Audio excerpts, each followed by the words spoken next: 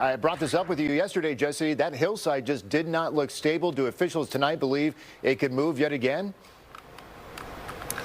Mike, you are right. You did bring this and ask this question yesterday about if it could happen again, and you're prescient because it did happen again, and the fear is it could happen again after this. And so mitigation crews are up on the hillside. They work for Union Pacific, and they are removing trees using a backhoe to pull them down. First they cut them down with saws, and then they use a backhoe and a rope and pull them down the hillside. And that's the work you see going on the hillside right now. That grade, by the way, is at least 50%, if not greater than 50%. And so it's extremely steep.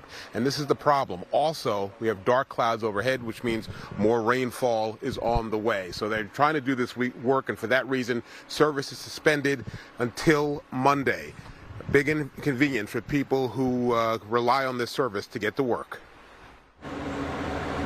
On a clear day, a figurative lightning strike twice in the same spot.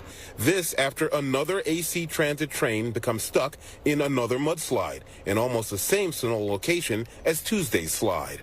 Oh yeah, I heard it. It's jolted us pretty good. So. What did it sound like? Oh, it just sounded like you hit something. Some of the rattled 223 passengers quickly snapped pictures of the earth, trees, and brush pushing against the side of the train cars. If you would have opened the doors, it would have came in on you. It was very impressive. We're quite concerned about the stability of the corridor in that area. A spokesman, David Lapari, says the transit agency is in talks with Union Pacific, which owns the tracks and surrounding area, about the potential for more slides. Anytime you have a steep slope defined as more than 50% grade, there's always the possibility of land slippage. Dr. Franny Edwards of the Minetta Transportation Institute says a survey of the area Wednesday will determine if and when service will resume.